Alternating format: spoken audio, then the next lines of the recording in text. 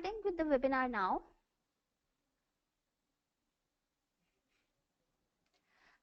Well, SuperProfs is India's #1 and most trusted institute for online preparation.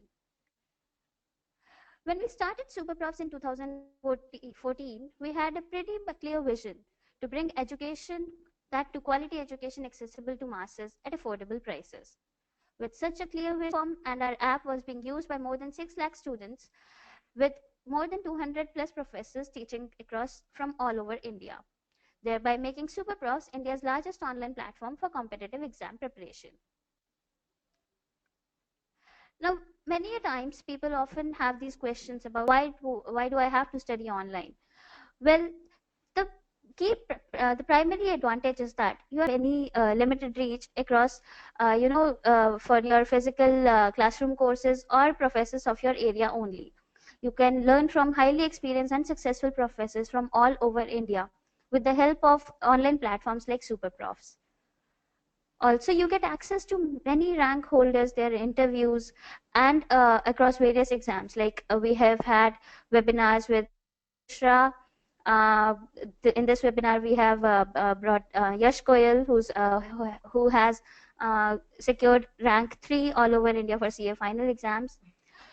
We also have exceptionally higher success rate as compared to our competitors across both online as well as offline platforms. Also, like when you are going for a physical classroom course, you have to attend a class once, and that is it. You cannot watch it again, or you cannot revise the concepts taught to you at the same time again, which is not the case with online viewing. In courses like that offered by SuperProfs, you have unlimited viewing. You can watch a particular video n number of times without any restriction whatsoever. Also, the e-notes which are available, readily available, you can always use them for revising. You can also switch between different professors. Let's say you do not like the way a professor is teaching, or you are not very comfortable with the lectures, you can freely switch across different professors. And also, online courses have 100% up-to-date syllabus, and our academics team at every point of time ensures that all the courses are up-to-date. Our app also works without internet. All you have to do is download the app, and you can download the videos once. You can revise them without having internet issues. Well, remain updated about our courses, updates, and further webinars like this. Please ensure that all our emails are going to your primary folder, and you do check your email constantly, because that's how we send out communication. Now I'll be introducing Yash Goyal. Who Yash Goyal is? Well, we all know that he's the one who has secured All India Rank 3 in CA Final for the year 2016. But that's not all. He's from Jamnagar, Gujarat, and he has done his Chartered Accountancy course from Ahmedabad. He's an all-rounder and has always excelled in studies. Having always run in the pursuit of excellence, here we are because Yash has secured rank 3, and therefore I would like to welcome Yash.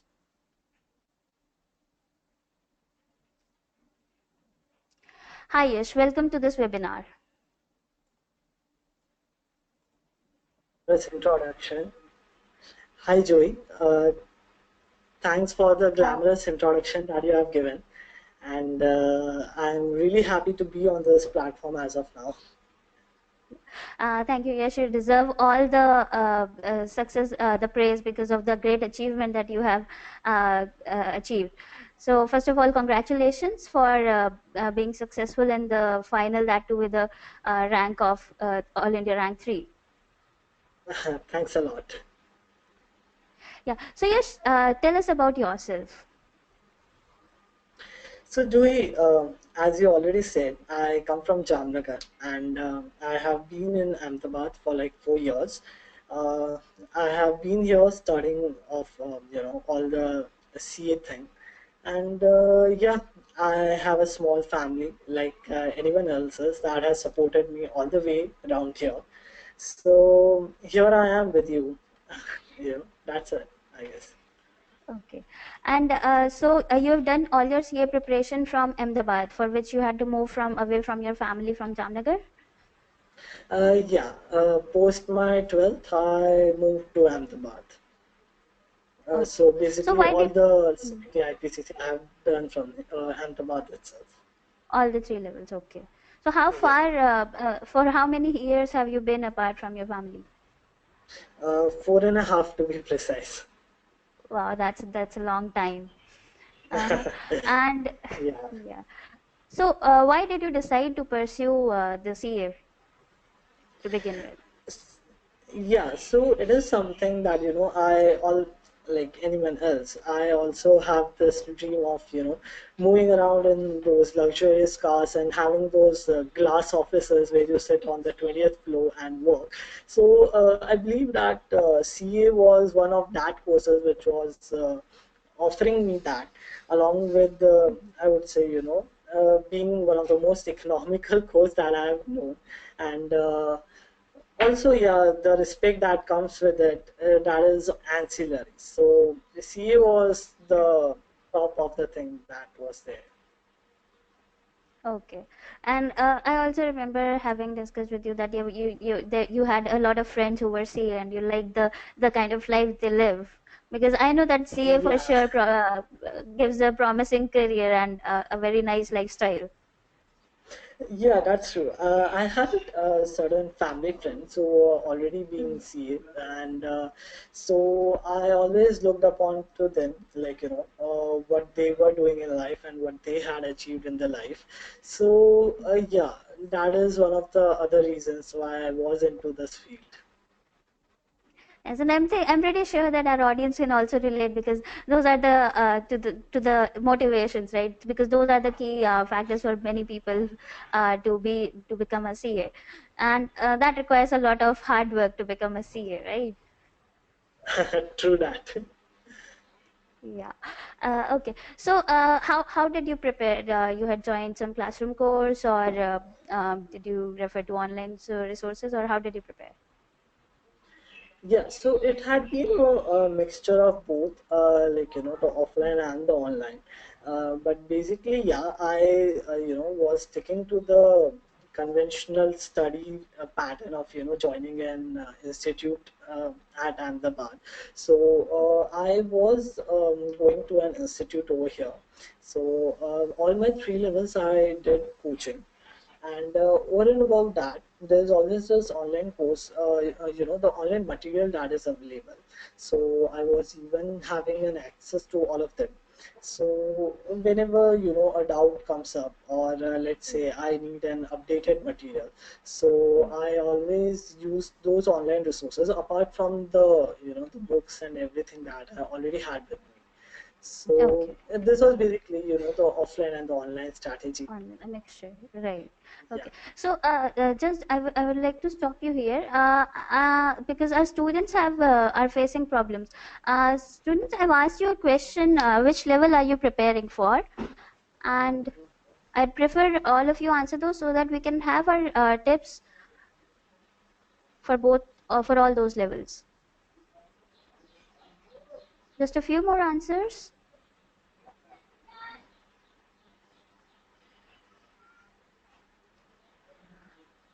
All right. So most of you have responded to the poll. So I am closing it now. So yes, basically, our audience here is mostly for IPCC and final levels. But I would like to inform that this webinar will be covered across all the levels. So people from CPT or IPCC level do not have to worry whether this webinar will help them or not, because this webinar will cover general tips. So it's not that we are going to give CA final exam tips, exam specific tips, right? Yes. Yeah, true. Okay. So I hope I've clarified your questions. Uh, yes, yes. So as you mentioned before the poll, that you have studied from a mixture of offline as well as online coaching, but primarily because you did offline coaching, I would start there. So first of all, yes, I know that you had to relocate to another city altogether apart from your family, and that is, I think, the approach that a lot of people take from smaller cities, wherein the classroom courses or the or the study material and resources are limited. What other constraints did you feel you had while going for the physical and or offline coaching? So it basically goes about that you waste a lot of time in commuting. Plus, then there is no convenience on your part. The basic problem what I felt was that, let's say if I am doing articleship, so I would have to adjust my articleship timings again and again with the lectures, because I cannot tell the institute that reschedule your lectures because I have got my office. So basically what happened was that either I had to miss certain lectures, or I had to either have to miss the office work and have to go and attend there. So that was one problem which always comes up if you are going for an offline institute. And apart Right. from that, uh, I guess this is one of the biggest problem that anyone faces, Biggest problem. especially if you are located in cities like Mumbai or Kolkata. So there would be, the distances are long, and basically what happens is that you are caught up between the office and the article, this institute. So that is one thing which I feel. Yeah, plus there's no balance, like you cannot maintain a balance, you have to choose between one thing or the other, and it's Yeah, not like you can do it all at the same time, right? So exactly. I would like to ask our students, what do they think the biggest advantage of online coaching is?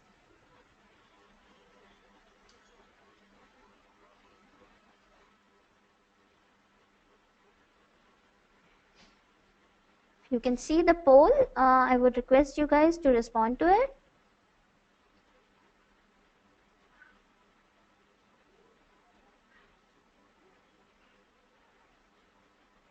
It seems like most of you agree with Yash's point that you save a lot of time in commuting.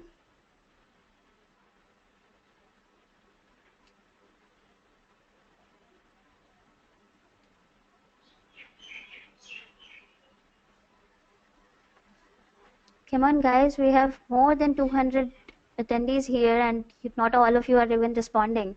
This is such a useful webinar. Just a few more answers, and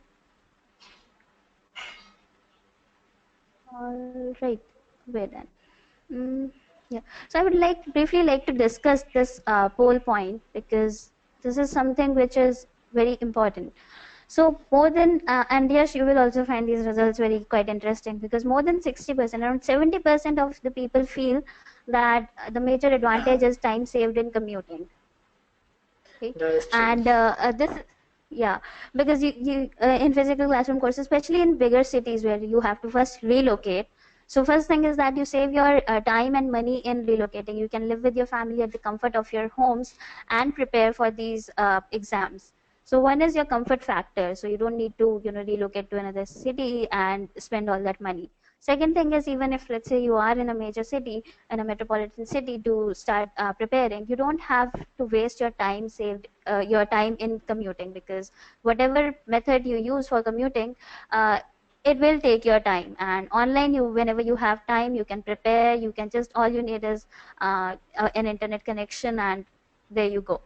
The next biggest segment is effective time management. And that was the second part that Yash discussed.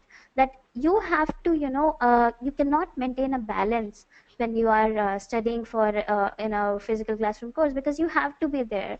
So, an article being an important aspect, or college being an important aspect of your studies or your overall profile development, it is preferable to study online, because you can maintain balance. You can uh, pursue your hobbies and interests along with studying. So and most of our audience agrees with it.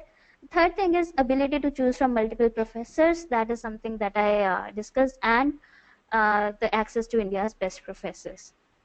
Right. So Yeah.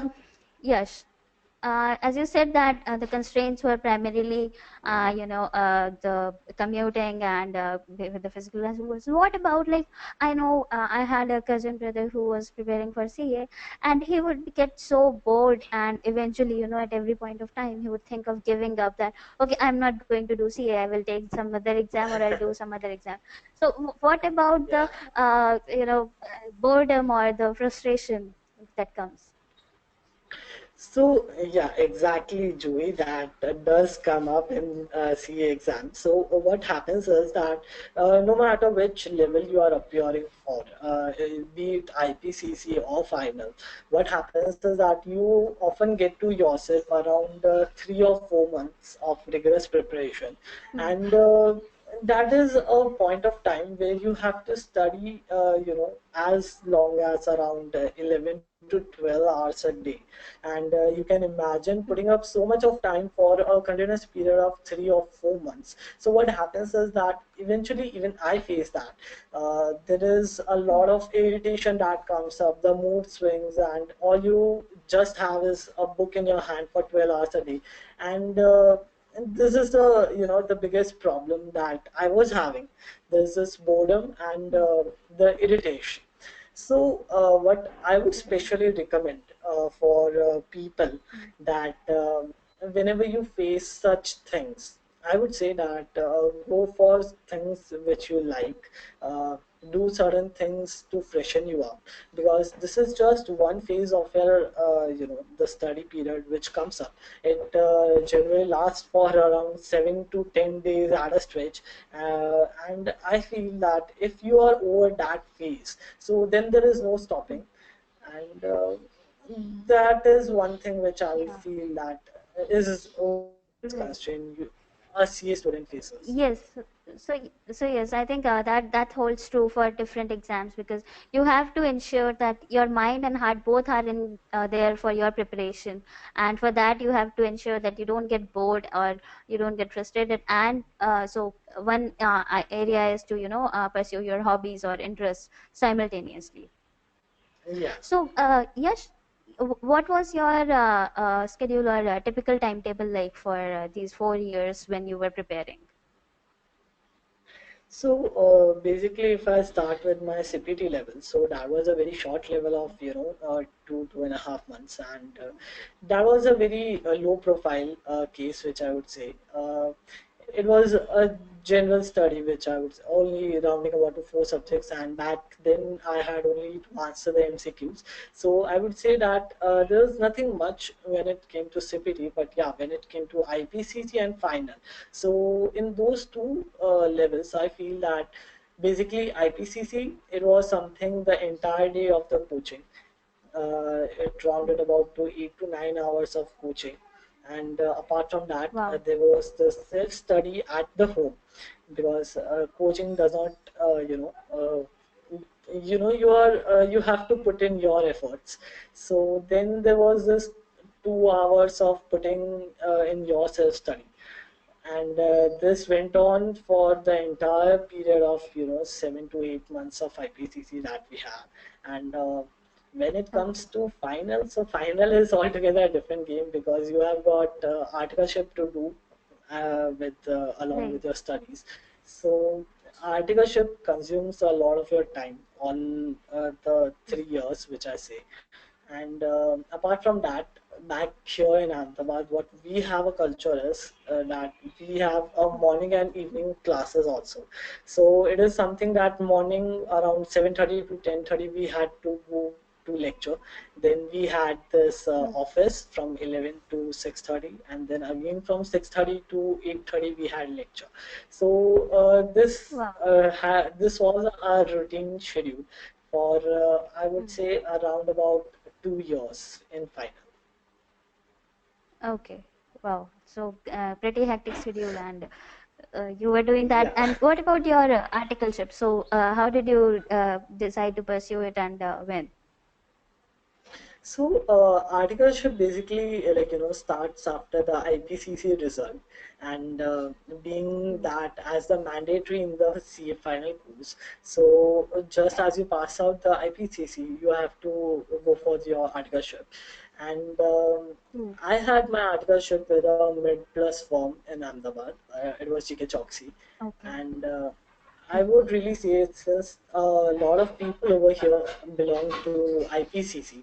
It is pertinent to say over here that people should really focus on their articleship, because Hmm. articleship teaches you a lot of things. It has taught me at a personal level a lot many things which were out of the books, and the more you Right. focus over there, I feel it is extremely grateful and helpful rather. Hmm.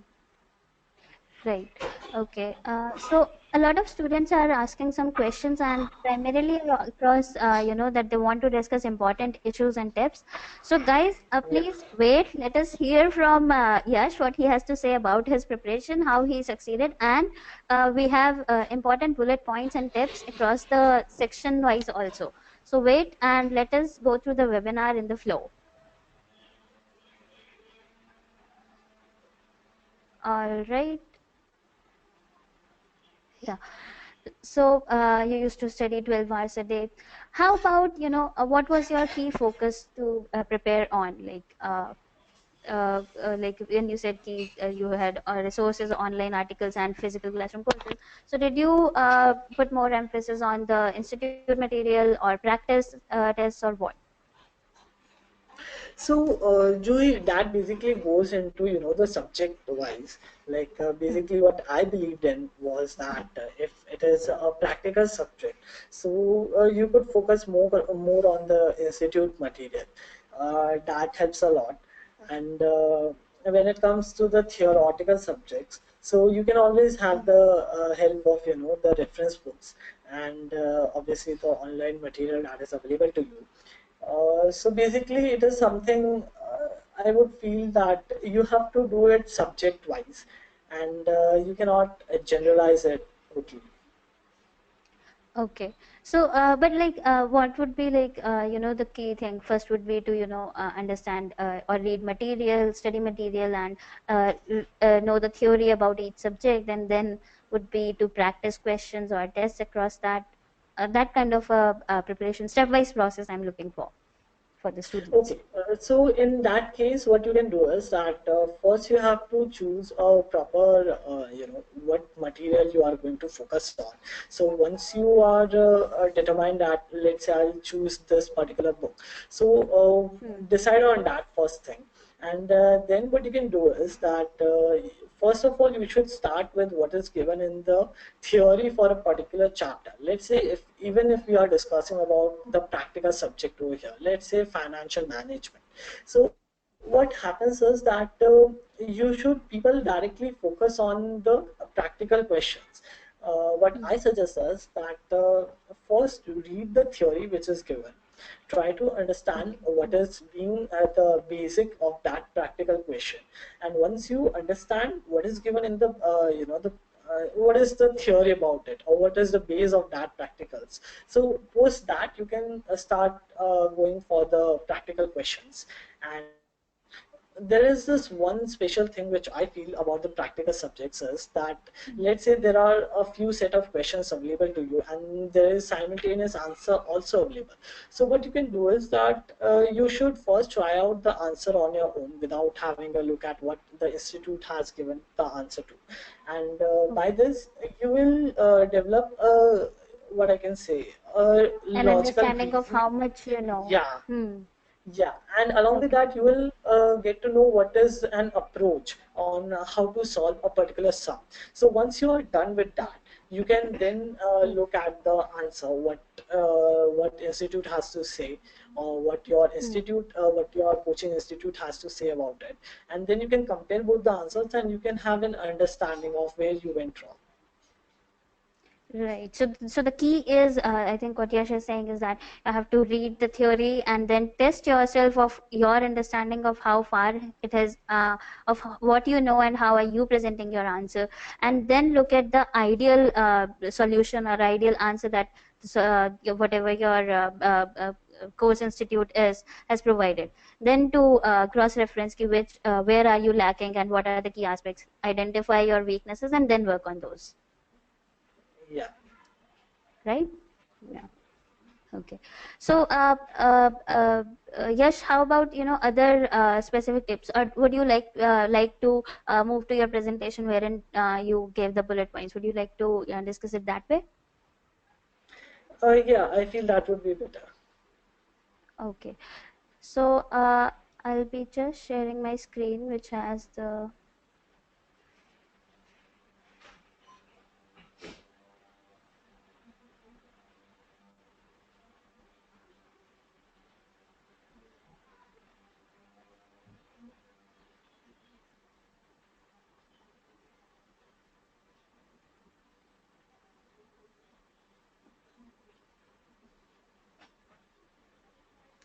Is the screen visible? Yeah, it is. Okay. Actually.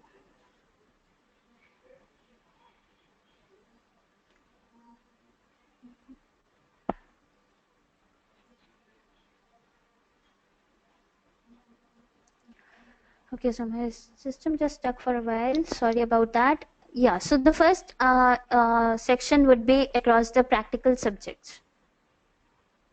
Yeah. And these are the key pointers that you gave. Hmm.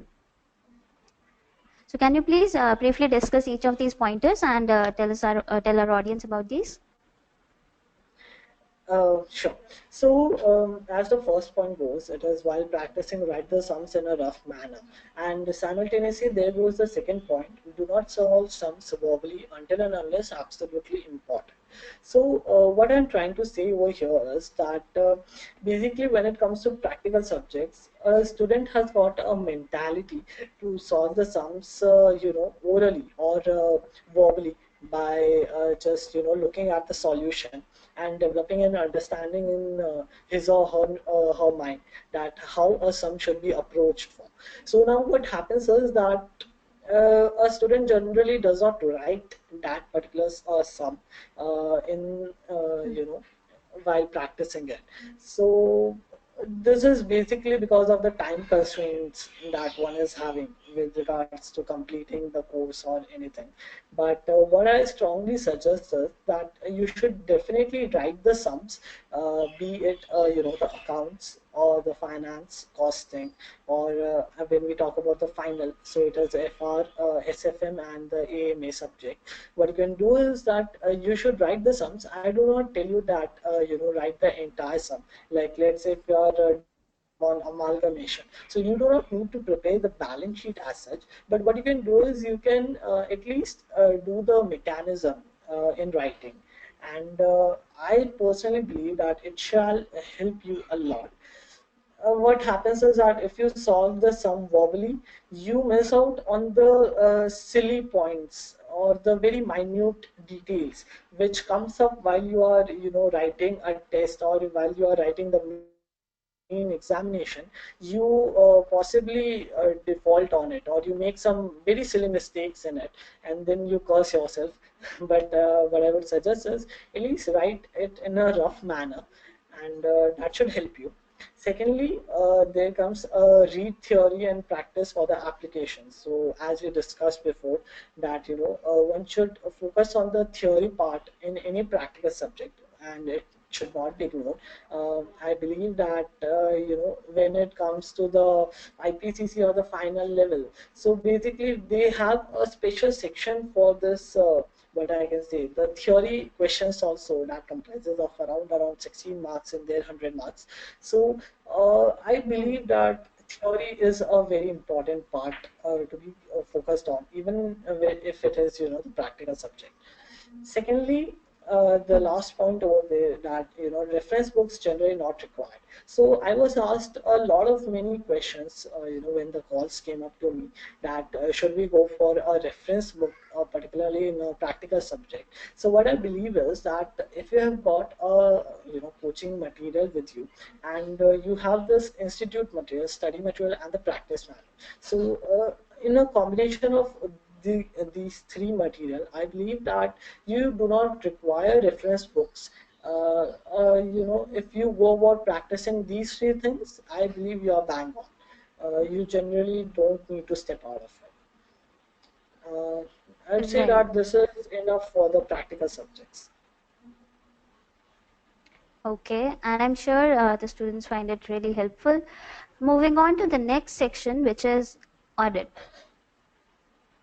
Okay, so this is one of the subject where the people lose out marks like anything. I personally lost many marks. I scored 56 in this, but what I believe for auditors that we should focus more on the standards of auditing, because that is one section where institute has been giving out questions like anything.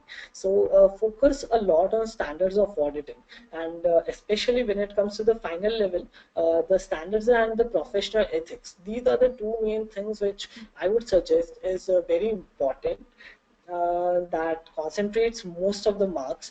And then it comes to, what I have seen basically in answer sheets of my friends. Hmm. So what happens is that when it comes to audit, they go about writing the general answers, like they borrow references from their articleship experience in audit, and they would write those general answers in those questions. Now what I would tell you here is that it is not advisable to write the general answers, because institute is looking for those specific points which has been given in the material. So I believe that it will involve a bit of cramming, but then you have to do it. When it comes to audit, you have to stick to those particular subheadings which are given by the institute, and if you write that out in your examination, I believe that it will give you marks. Right. Just a second.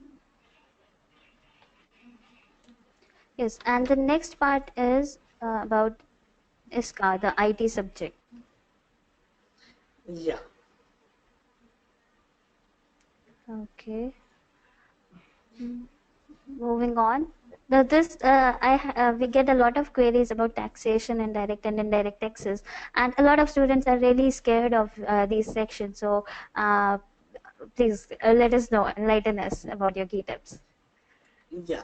So when it comes to direct access, so I have been asked a lot many times that which reference material you have used. So I'll use this platform to say that please refer this Vinod Gupta book. It is extremely good, and while you are referring that, it is a big compilation from what I see. So what I believe, or what I have been asked about, is that how do you go about completing the entire course of direct access, because it is a huge course. And what I believe is that when it comes to direct taxes, you have to break it down into a particular group of sections. Try revising sections, because no one can be expected to remember the entire thing in one go. So what I believe is that especially for the direct taxes and indirect taxes, you have to have around 3 or 4 revisions for the entire subject. If you don't do it, there is a high probability that you are going to face problem in both of these subjects. So given the depth of the matter, you have got case laws with you, you have got practical questions, and the theory is altogether there. So what I believe is that these two subjects require a special attention, and I would say that as many times as you can revise it, try doing that. There is a summary module available for both the subjects separately in the market, and if you go for revising those material, it is a good compilation for what you can always go through. Plus there is always this online material that is available for solving your queries, or if you are looking for something short and sweet for both the subjects, so you can get that. And yeah, one thing I've written out here is that refer practice manual. So what I believe is that practice manual is extremely necessary for these two subjects. And if you are referring to the practice manual, you get to deal with a large variety of questions.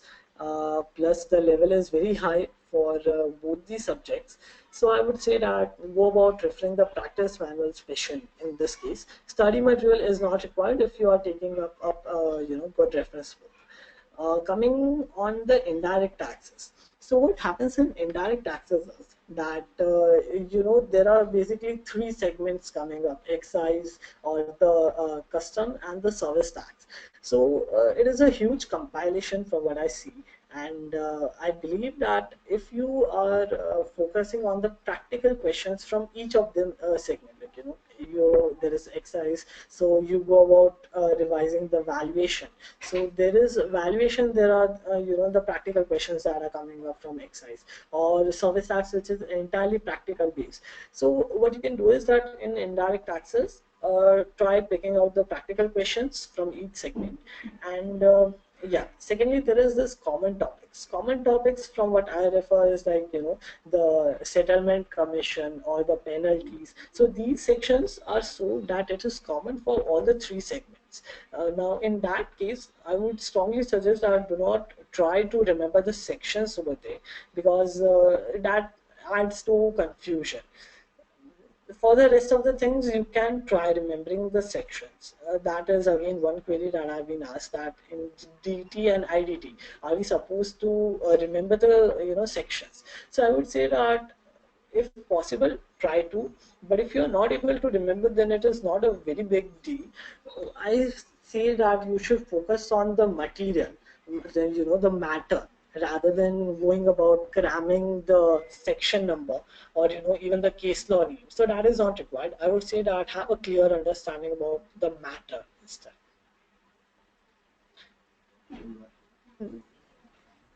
So that covers the exam specific tips, and now we'll be discussing some general tips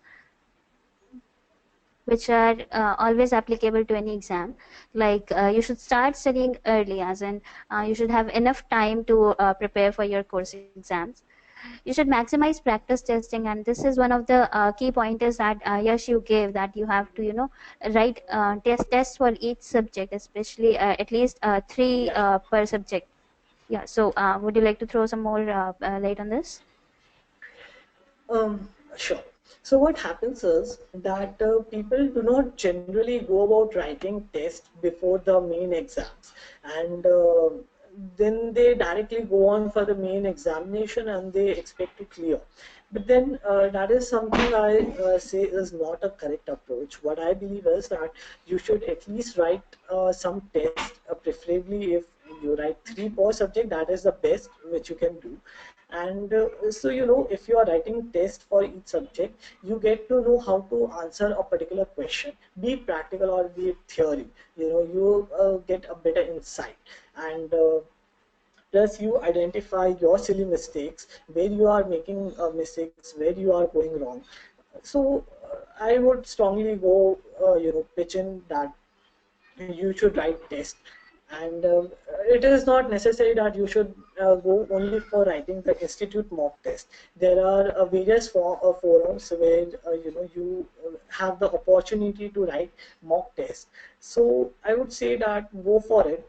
And if not possible, then you always have the test papers on the institute website. So you can use those test papers to write these tests at your home itself. But I would say that it is extremely required to write tests, and do not skip it. Right. So the next tip would be that you have to quiz yourself, which is, which comes in handy with Yash's, what Yash just said, that you have to practice a lot of questions. So there are test series. You can also log into SuperProfs free account and get access to the free test series. You don't have to pay for it or anything. Then another point would be to review notes entirely. Like and this is something that is the best help for self preparation. So whenever you are preparing, whenever you are in study mode, you whatever you are learning, you should create your own handwritten notes and key pointers which are easy to remember, and create some sort of flash notes, or write important topics or important formulae, and revise them entirety, so that you remember the basic things always, and you don't get stuck even after your complete hard work. Well, this does not have less emphasis. You have to eat and sleep well, because it's not just a short-term course. You have to first prepare for the CPT, then enter, and IPCC, and then final. So you have to maintain a proper schedule and regime. And come what may, do not panic, right? And do not get frustrated. It is a hardworking, it involves a lot of hard work, and it is a very tiring journey. But as you see, with hard work, the fruits you achieve are great. Like we have Yash today here, and as he also mentioned, the luxurious lifestyle and the great motivation. So for answering further queries, we also have our SuperProfs expert, Professor K.K. Agrawal, with us here. And for all the student queries, we'll be asking from our expert professor and Yash. So thank you for joining us, Agrawal sir. Thank. Just give me. Am I audible now? Yes, please. Yes. Sorry about that. I had lost my internet connectivity for a while. I was